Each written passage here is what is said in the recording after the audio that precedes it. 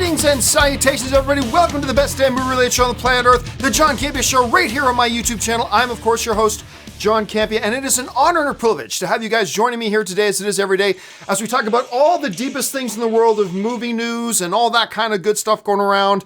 And I had a little technical error, but it's all fixed now, no big problem. Listen, got a lot of really cool stuff to talk about here today. Avengers Infinity War looks like it actually could break that opening weekend box office record. It's a coin toss right now. Jason Clarke in talks to be the headliner for the new remake of PET CEMETARY. The movie Adrift, how close should it stick to the actual original story? That and a whole bunch of things more. But before we get started, let's talk about this stuff right off the top. First of all, Mad Max Fury Road, it's been a couple years now since that film came out, and everybody has been dying to know, when are we getting our sequel? When are we getting our sequel? When are we getting our sequel?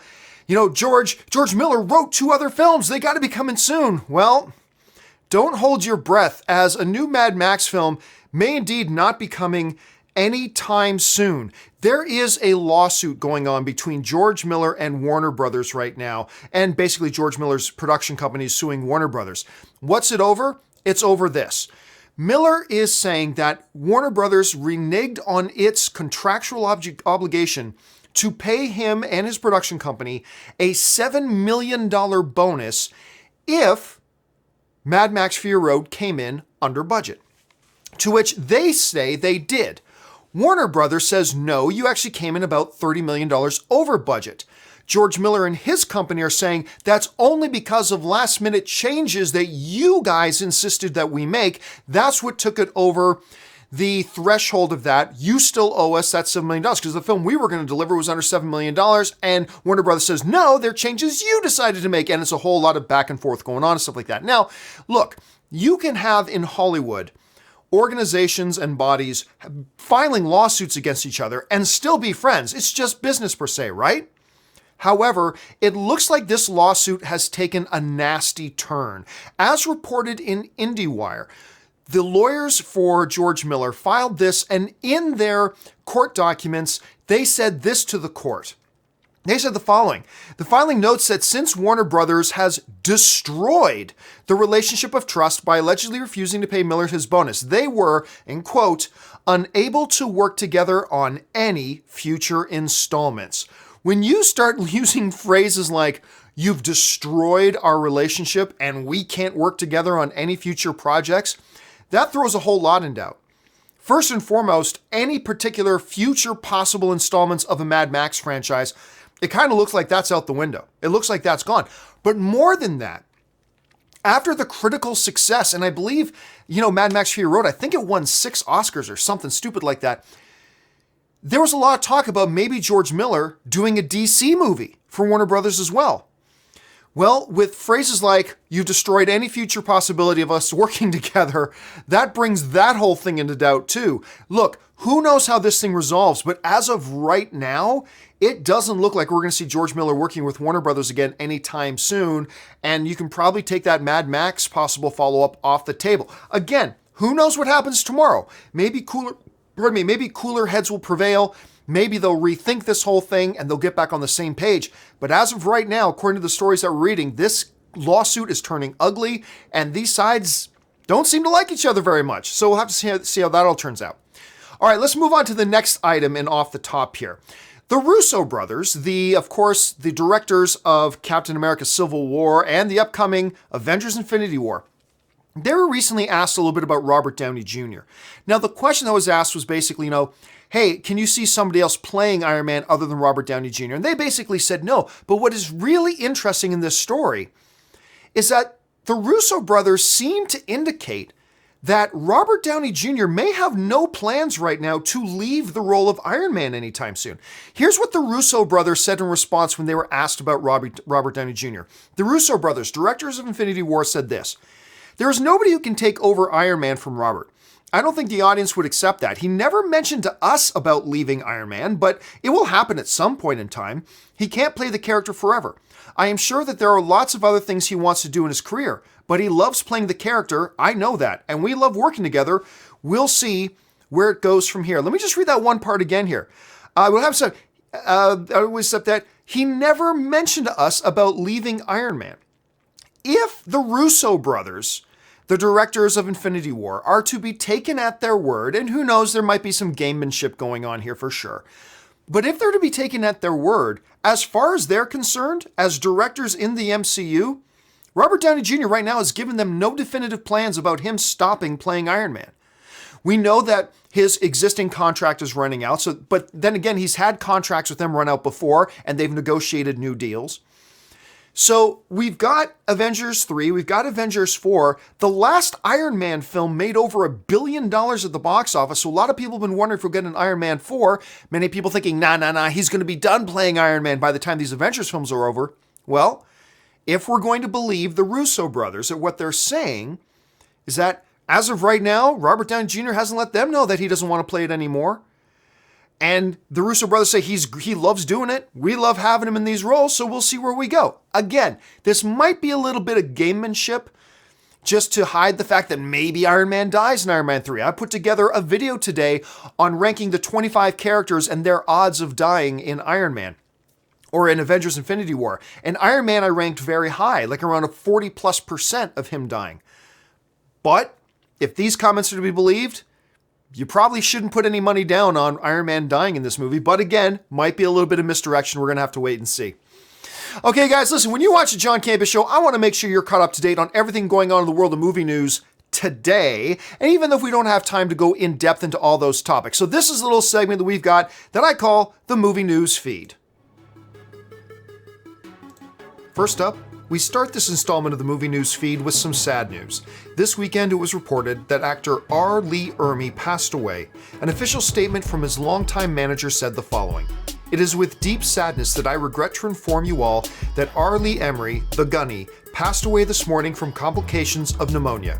He will be greatly missed by all of us. Semper Fi, Gunny. Godspeed." From the voice of the Plastic Army Man in Toy Story to Texas Chainsaw, Full Metal Jacket, Seven, Mississippi Burning, and many others, Ermey's instantly recognizable face and attention-commanding voice were absolutely unforgettable. The man was just 74 years old. Next up, in case all the Avengers Infinity War hype has made you forget, another highly anticipated major comic book film is hitting soon in the form of Deadpool 2. Deadpool 2 is currently set to premiere on May 18th, but you'll be able to get your hands on tickets this week. According to new ads on Fox, tickets for Deadpool 2 will go on sale this Thursday, April 19th. The first Deadpool movie was a surprise smash hit, bringing in over $780 million at the worldwide box office, and many suspect the sequel will exceed even that. Personally, I can't even tell you how excited I am to see this thing. Next, as most of you know, a new Terminator movie is on the way, and it looks like we have our new robotic killing machine. According to reports, the man who played Ghost Rider in Agents of S.H.I.E.L.D., Gabriel Luna, has signed on to be a Terminator for the new Tim Miller-directed film, which will also be produced by James Cameron. From Empire, the new cast members are expected to kick off a training schedule soon, ready for a planned shoot that starts in May. The film will be out in cinemas on November 22nd next year. Next, the first trailer for the upcoming film Hotel Artemis has just hit the web, and it's all kinds of great. In the new near-future set action thriller film, Jodie Foster plays a character called The Nurse, who runs a secret members-only hospital for criminals. The film is written and directed by Drew Pearce and co-stars Sterling K. Brown from Black Panther and This Is Us, Sophia Boutella from The Mummy, Jeff Goldblum, who recently was in Thor Ragnarok, Zachary Quinto from Star Trek, Charlie Day, famous for It's Always Sunny in Philadelphia, and Drax himself, Dave Bautista. Like I said, this looks crazy good, and I absolutely can't wait to see it when it debuts on June 8th. Next up, we've known for some time that a brand new incarnation of the horror film Pet Cemetery has been in development, and now we might know who is starring in it. According to Variety, Jason Clarke is in negotiations to star in the remake for Paramount Studios. The film comes 3 decades after the original adaptation of the Stephen King classic. If Jason Clarke's deal goes through, he will play the film's lead character, Louis Creed. And finally, after spending years playing a vampire on the popular show Vampire Diaries, actor Ian Somerhalder is jumping right back into the genre again. According to reports, the actor is joining the upcoming Netflix 10-episode series The War. He'll be portraying the starring lead character Dr. Luther Swan. Swan gets introduced to the horrific world of the vampires when his best friend succumbs to the disease, turning him into a vampire and feeding on the blood of others. It doesn't take long for the disease to spread, and much like the plague, the disease influences society's fracture and descent into chaos. Swan must race against the clock to figure out how to save his friend and the world. And that'll do it for today's installment of the Movie News Feed.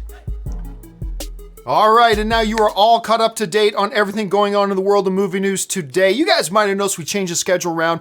I've moved the John Campea Show to the afternoon from the morning because I got kind of tired of doing shows in the morning and having to talk about movie news from yesterday. I wanted to talk about movie news today and today's news, so that's why we're trying it in the afternoon, and I love that we're doing that. All right, guys, let's go on now to our main topics here. How do you submit in a main topic or a question for the John Campea Show? It's real simple. You just email me anytime at john@thejohncampeashow.com. Put that word topic in the subject line, and make sure, as always, guys, to keep those emails to 90 words or less. Let's move on to the first topic today.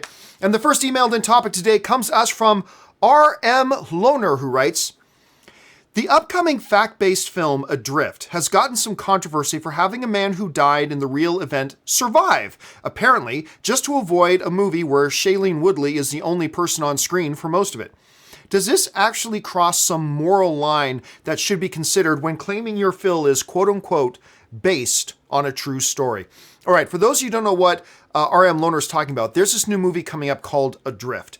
The first trailer dropped a couple of weeks ago, and I got to tell you, I think it looks fantastic. I think it looks really good. So it's based on a true story about these two people meet, fall in love, and they decide they're going to sail this ship across the ocean, whatever. I think it was somebody else's boat, and they were sailing it to someplace else for this. These people gets caught in a wicked storm, and they're lost at sea for I think it was 41 days or something like that. Anyway, in the trailer, what you see is the guy gets injured. Shailene Woodley's beau gets injured, and she's got to do everything to keep them both alive. However, according to the real story, once the storm hit, he actually died and went missing. So the question becomes, should a movie like this that is quote-unquote based on a true story take some liberties where maybe the guy lives? Here's the thing. There's a couple things for us to keep in mind here. Thing number one is the broad scope thing. I don't mind movies that are based on a true story taking liberties. I don't mind. These movies are not documentaries. They're not educational.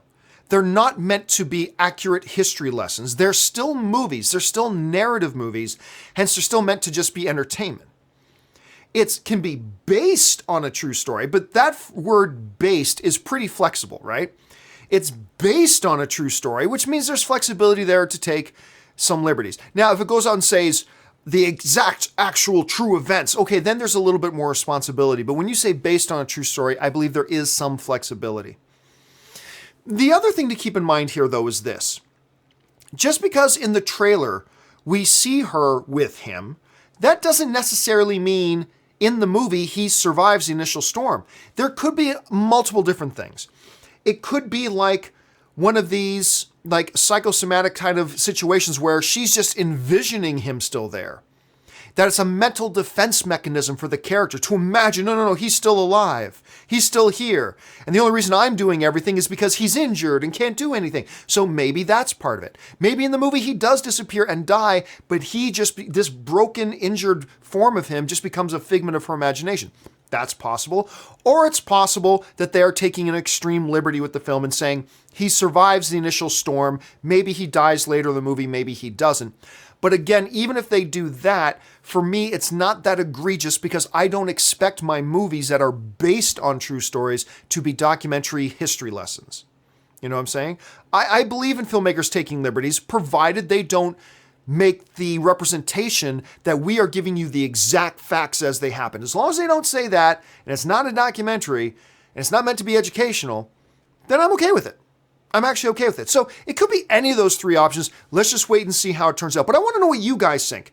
Do you think there's a moral angle to this? Do you think there's a moral responsibility here? Because I could see you making an argument for this, that in something like this, the filmmaker should stay true to the true events. And then if so, if they are doing something like where his injured self is just a figment of her imagination, does that make it okay? I don't know. It's an interesting conversation. I want to know what you guys think. Jump down to the comments section and let me know your thoughts.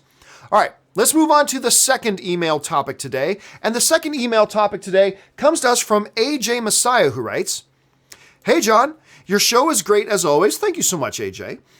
"In the after credits scene of Black Panther, Bucky was called the White Wolf, a pretty interesting twist on an established comic book character.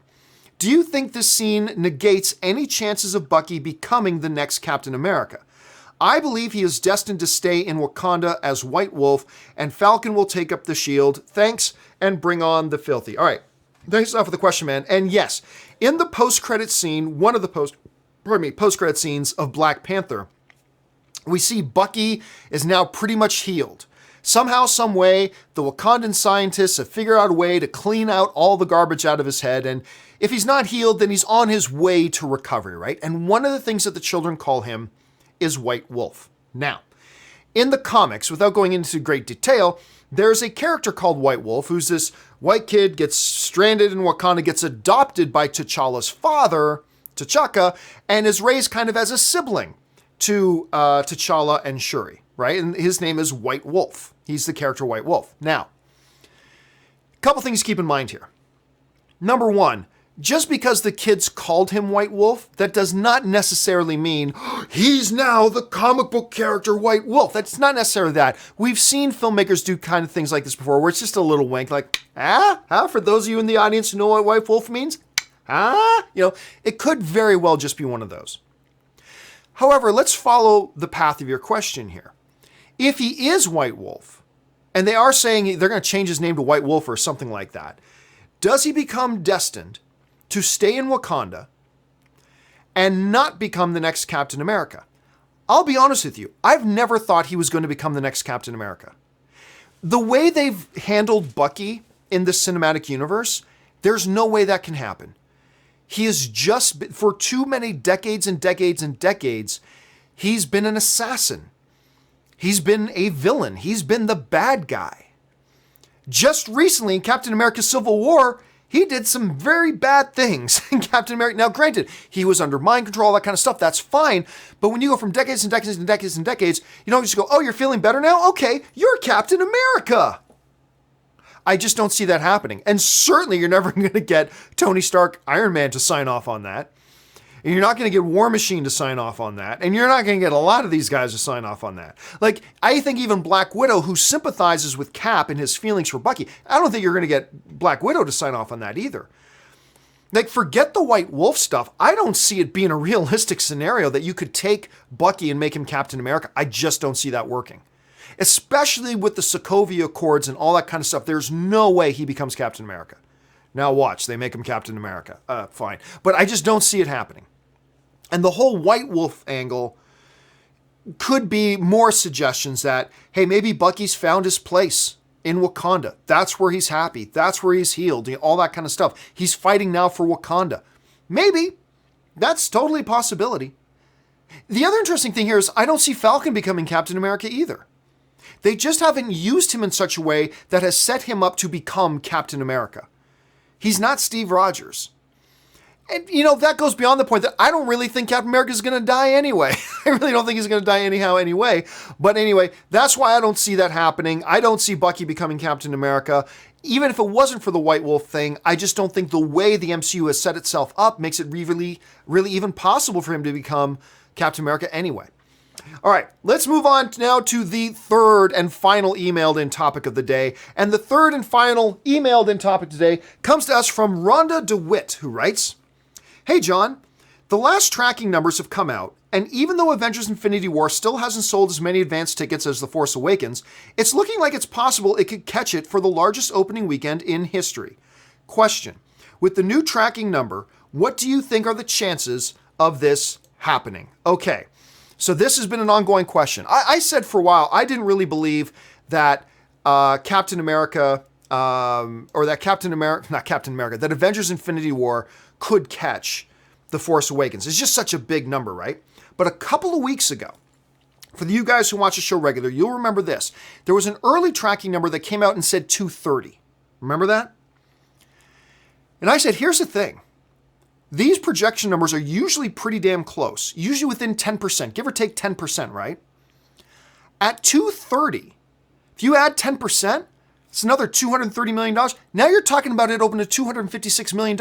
Even within that 10% margin of error, there is a possibility here, something that I never thought of. Remember, I said this a few weeks ago, something I didn't consider before that. There's a possibility here, Avengers Infinity War very well could catch the Force Awakens record.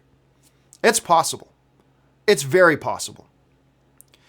Now, it's true, it still hasn't sold as many advance tickets as The Force Awakens, but you guys heard, but John, we heard it broke the record in 6 hours. No, it broke the record in 6 hours for comic book movies, never caught The Force Awakens. But still, that's just one segment of movie tickets. It is still very possible that Avengers Infinity War doesn't sell as many advance tickets as, say, Star Wars Force Awakens does, and yet still beat it for its overall record, the overall opening weekend record. Even if it doesn't catch The Force Awakens for advanced ticket sales, that does not mean it won't catch it for its overall weekend box office record. Don't fool yourself into thinking that. That's just one part of the ticket sales. There's this other big part of ticket sales that could take it past it. Maybe it will, maybe it won't. So the new final tracking numbers have come out, and they've given it a range. Now remember, Star Wars The Force Awakens opened with $247 million, okay? The range that they seem to be giving Avengers Infinity War right now is between $235 million and $255 million. $235 million, which leaves it pretty much short of the Force Awakens record, all the way up to $255 million, which would break the Star Wars The Force Awakens record. Now, the funny thing here is, Bob Iger and Alan Horn are sitting up in their castle in Disney laughing their fool asses off because this is Disney versus Disney. You know who wins? Who's going to win the box office record between Star Wars The Force Awakens and Avengers Infinity War? I'll tell you who wins. Disney wins. Either way, Disney wins. This is a Disney celebration party either way. They've got champagne ready to pop, whether like, yes, The Force Awakens keeps its opening weekend record. Oh, it did? Okay, no problem. Yes, Avengers Infinity War sets an opening weekend record. They've got bottles ready to pop no matter which one of these two films wins because they're both Disney films. They're in the same family. But still, that $247 million number, I gotta say, is even with Avengers Infinity War coming, is one that I did not think it could catch anytime soon. Eventually, every record falls, but I didn't see it being caught anytime soon. And then that $230 million number came out a couple weeks ago, and I had to go, you know what, guys? It could happen. Yep, this could happen. I didn't think it could happen, but as a couple weeks ago, I said, I had to say, this could happen. These new projection numbers basically say it's a coin toss right now. With the range being 235 to 255, it basically means it's a coin toss. We'll have to wait and see. But the bottom line is this.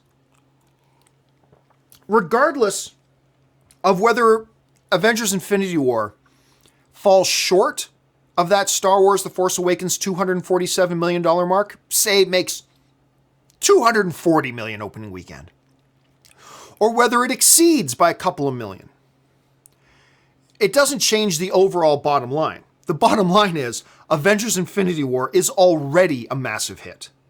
It's already a massive hit. It's huge. Now, whether or not it can catch and join that $2 billion club, that's a very exclusive club, the $2 billion club. There are only 3 films in the $2 billion club. That's Avatar, Titanic, Star Wars The Force Awakens, and that's it. That will all depend. We can't predict that in advance, positively or negatively. That's all going to come down to how good is this movie. If the movie's great, you're damn right it could join that $2 billion club. If it's just good, then it'll make more than Black Panther, but probably won't hit $2 billion. We're just going to have to wait and see once the movie comes out. Fortunately, I'm seeing the movie in 1 week, and I'll be able to give you some indication about whether or not I think it's going to be able to join that $2 billion club or not. So bottom line here is Disney wins. It's a coin toss right now, which is something I never thought it would be, but it is a coin toss right now as to whether or not by the time, by the time we hit May 1st, whether Star Wars The Force Awakens is still the opening weekend all-time record holder, or whether this little guy named Thanos came along and helped propel the Avengers Infinity War to being the new record holder. We'll find out what the narrative's going to be in just a couple weeks, so let's hang on and find out. All right, guys, now I want to go over to some of your live questions, but before we go to your live questions, of course, you guys know that one of the sponsors of the show right now is this great little app, the Stardust app. I have a lot of fun with this app. I actually find myself more like spending a lot of time almost every night just going through it and watching people's reviews and reactions to things. It's a lot of fun. It's a great little app where you hop on it. You record 3 to 30-second long little reviews and little reactions to trailers, movies, and TV shows. But here's the great thing about how we've incorporated it into the John Campea Show. You jump on there, you record a reaction to a trailer, TV show, or movie, then you tap that little button in the top corner there, and make sure you tag me at John Campea in the video, and then maybe you'll see your reaction pop up on the John Campea Show. Now, last week I told you guys, and I gave you guys some homework. I said, I want you guys, for those of you who go to see Rampage, I want you to jump on the Stardust app, tag me on it, and let me know your review of reaction and of Rampage. Let me know, here's some of your guys' reactions to Rampage. Check it out. Hey, what's up, everybody? I just got done watching Rampage last night. It was amazing. I really liked the dynamic between The Rock and George. Their chemistry together, even though it was a CGI ape and everything, was amazing. My best friend and I, we used to play the video game on my GameCube back in the day, so when we heard that the Rampage movie was coming out, we agreed we had to see it together. We saw it last night. It was a good movie, a lot of great CGI, great character, and the chemistry between The Rock and the gorilla. Hey, I just came back from AMC movie theater here in Mobile, Alabama. Just seen Rampage. Fabulous movie. The first half was very kind of silly a little bit, and it kind of didn't make any sense, but the mid to second and third ending was amazing. I would just, everybody needs to check this out. One of the best things about Rampage is it doesn't try to be serious at all. It's just fun, and The Rock is one of my favorite actors so far. Oh my god, what a fun movie. Georgie, best ape ever. Giant monster movie. This is what it was. I didn't expect nothing much from the story. I just wanted to see monsters just fight. Story was a little iffy at times, slow, like a little silly pace. But I came here to watch giant monsters, and I'm pretty sure a lot of people are coming to this movie to see giant monsters fight each other. I'm telling you, the last 30 minutes of this movie, it delivers. It's a great movie. I loved it. I give this a fresh review. Just got back from Rampage. It's actually not a bad movie for what it is. I'm just glad the movie knew what it was and had fun with that aspect. It just didn't take itself too seriously, just had fun. Listen, there's nothing smart, intelligent, or even new about Rampage, but this movie is a lot of fun. I mean, it's dumb action. The Rock is awesome, as usual. And some stuff makes no sense at all, but the movie is so self-aware and they keep going with it and it becomes really enjoyable. Some of the dialogue is actually really horrible and some plot points are really odd, but if you want to go see some giant monsters fighting and have a good time at the theater with your friends, go see Rampage. It's really good. Also, someone tell Jeffrey Dean Morgan to stop leaning over. It's going to fall over one day. Just saw Rampage, have to say, really fun film, really enjoyed myself. There's great comedy, great action, especially the last fight scene. And The Rock was The Rock. It had some great supporting characters, George the Gorilla and Jeffrey Dean Morgan. Okay, I just walking out of Rampage with my son. That movie was just pure adrenaline fix, an action movie fix, something actually to get me to Infinity War. Now, it was a very good movie. The monsters, it was like a giant kaiju movie, like Godzilla or something like that. Most of the movie was a build-up to the creatures fighting each other. So, I mean, it was a solid movie if that's what you're looking for, a nice, fun time out.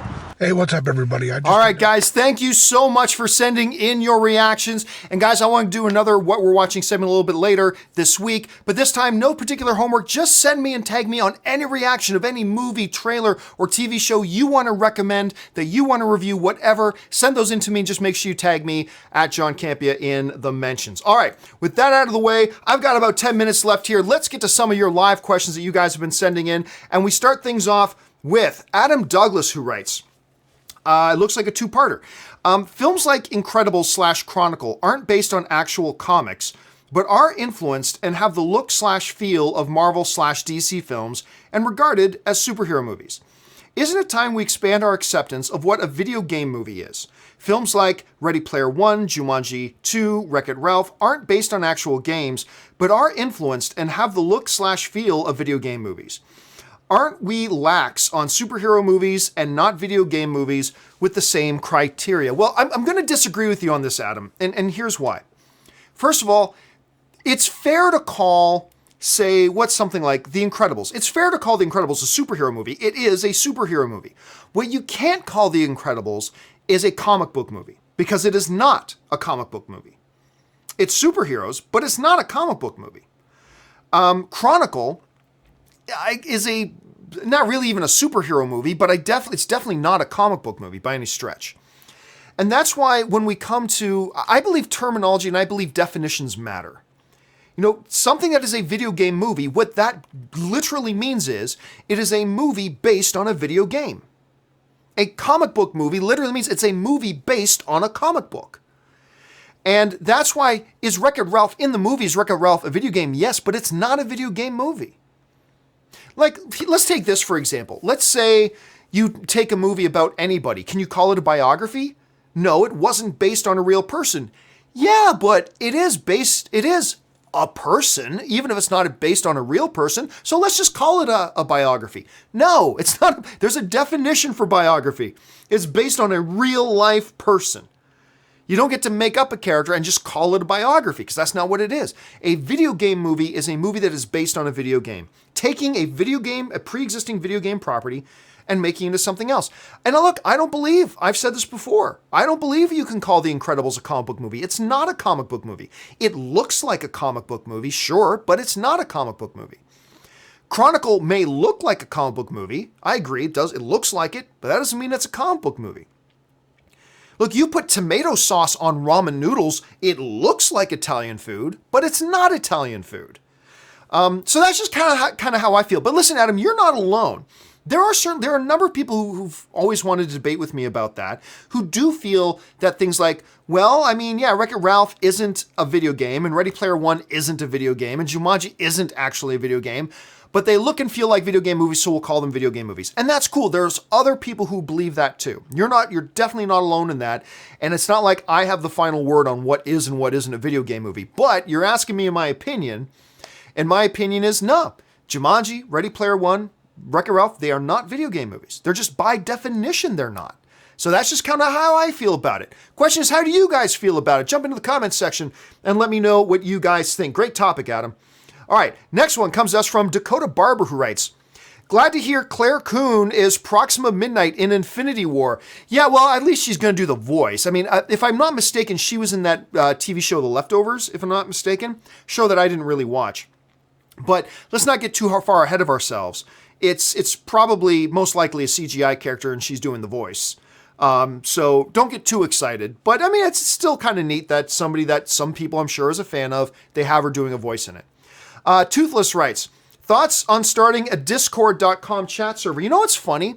A while ago, my buddy Soul, who's the executive vice president over at the Fine Brothers, he was over here hanging out and he's saying, hey, John, you know what'd be great for you and your fans? Do a Discord chat room. I've started to look into it a little bit. I'm not going to say I'm going to do it, but I am looking into it. I am thinking about it, but we'll have to see. Right now, I'm really focusing my attention for John Campea Show viewers is on our Facebook page. That's exclusive for our Patreon supporters, but that's there. But the Discord thing, it is funny that you mentioned it because I've had other friends of mine recommend it, and it is something I'm looking at. No promises, but it is something I'm looking at.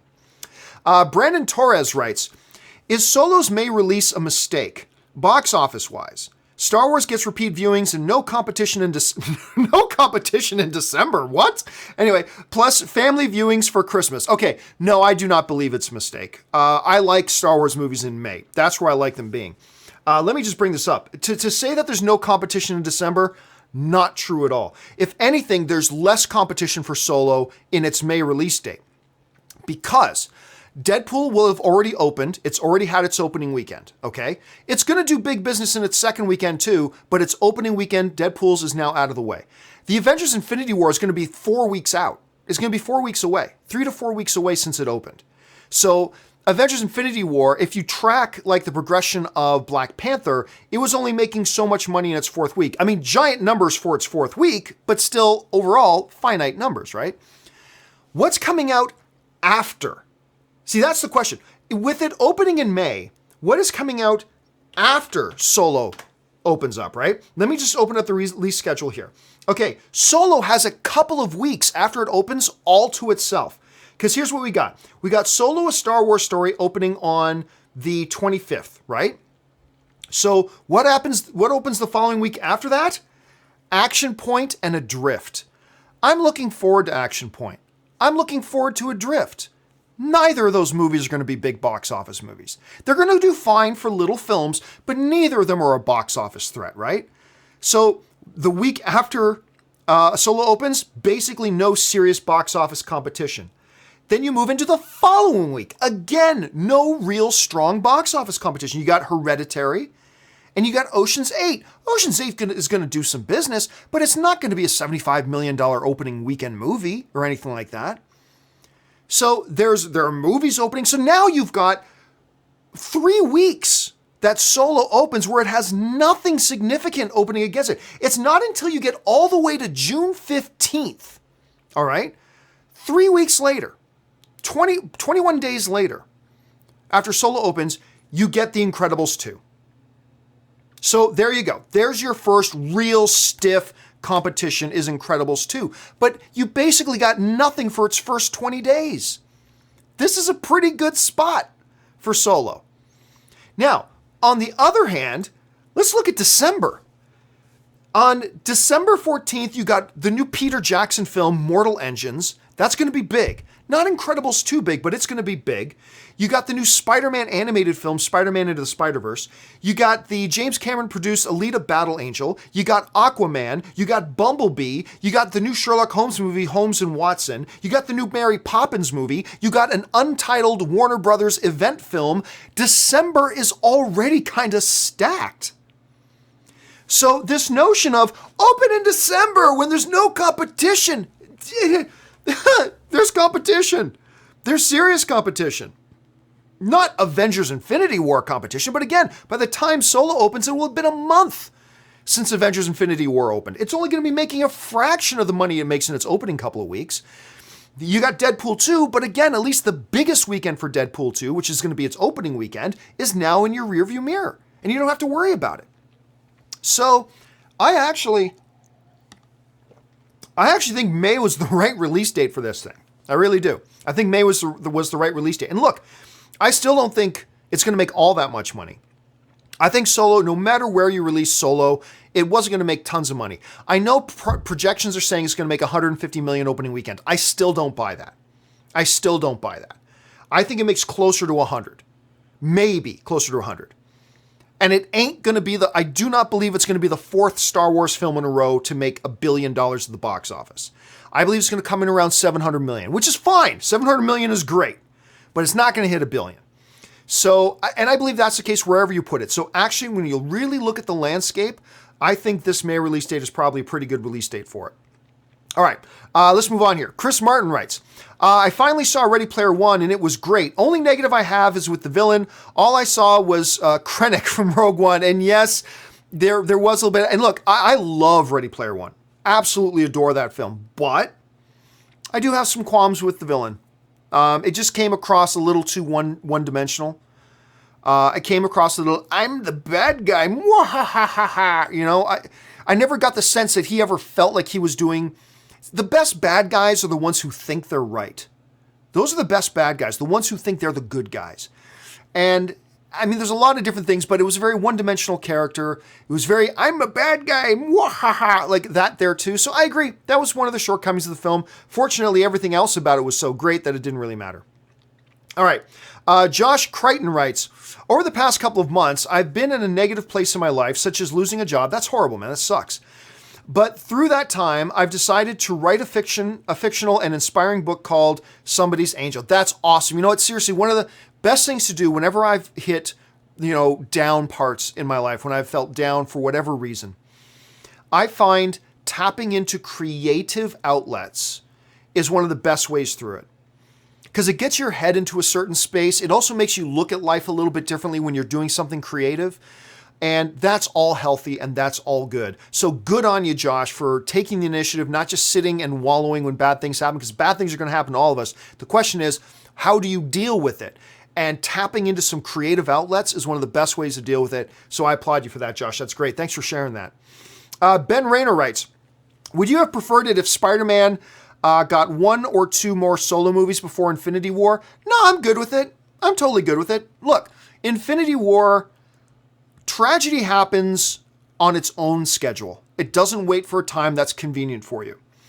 Would the Avengers and Spider-Man been better off if Spider-Man had been a more seasoned hero by the time Thanos came? Sure, but tragedy doesn't work according to your schedule. It works to its own schedule. And you know what? We got our first glimpse of Spider-Man in Civil War. We got Home Alone.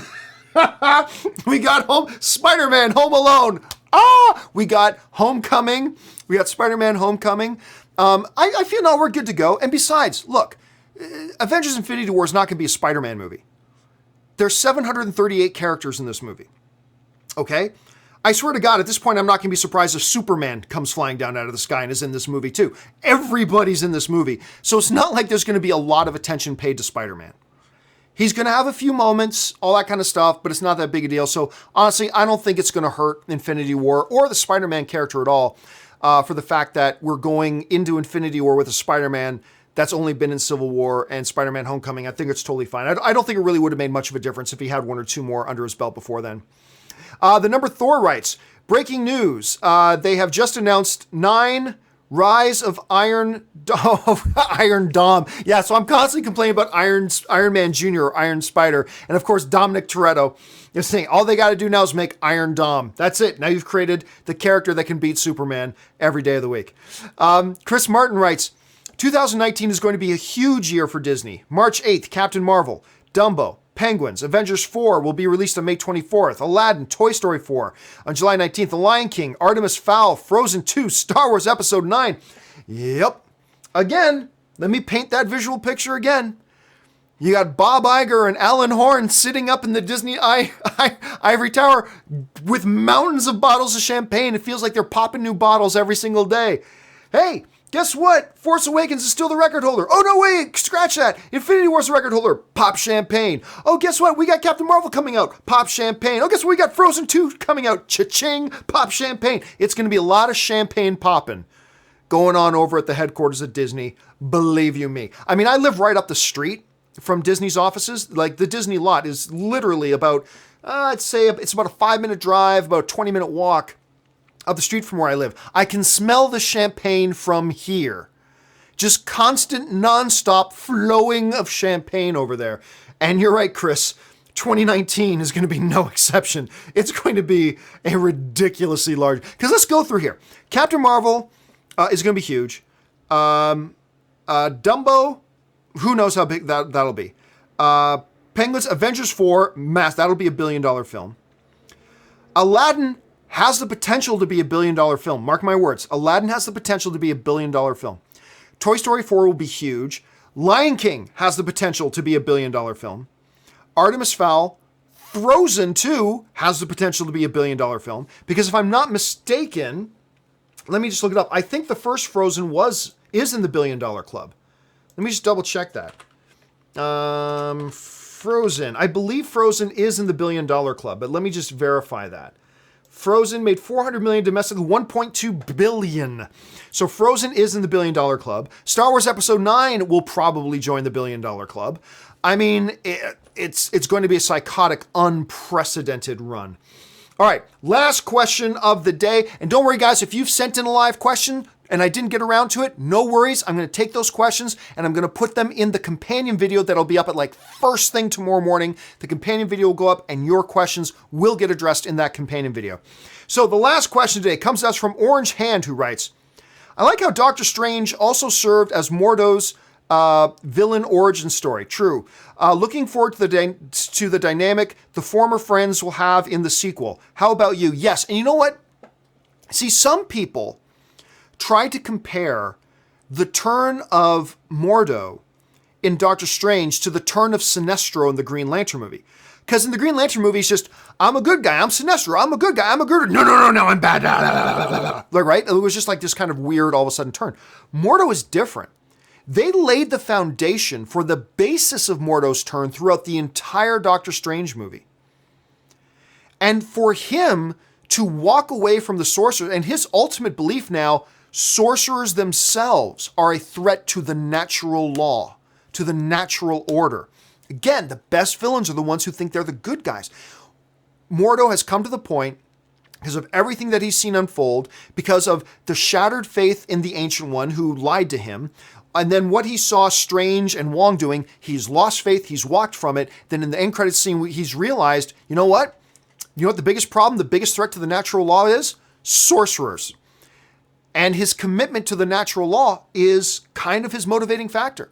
So you're right. They did a great job not only giving us an intro origin story for Strange, Scott Derrickson did a great job giving us the origin story for Mordo as well.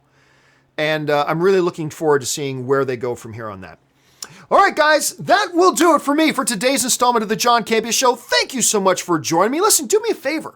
Jump into the comments section or email me, either way. Let me know what you guys think about this changed schedule. I really like, well, I've only done it one day. Maybe by the end of the week I'll hate it. But I'm really liking doing this, the John Campea Show, the movie news show in the afternoon. So we're actually talking about more relevant movie news instead of waiting until tomorrow morning to talk about tomorrow, talking about day-old news tomorrow. I really like doing this. But maybe it works for you, maybe it doesn't work for you. Let me know. Jump in the comment section and let me know your thoughts. And guys, why not? Jump into the comment section, leave your thoughts on any of the topics that we discussed here today. Whether you agree with me, disagree with me, that's the fun thing about being a film fan is we get to disagree and have debates, or we get to agree with each other and shed more light on each other's opinions at the same time. Hey guys, while you're here, click on that subscribe button, become a subscriber to my YouTube channel. Make sure you also click on that notification button to make sure you get notified of all my stuff. Make sure you're following me on Twitter, simply at John Campea. That'll do it for me for today, guys. Thanks so much for joining me. My name's John Campea, and until the next show, bye-bye.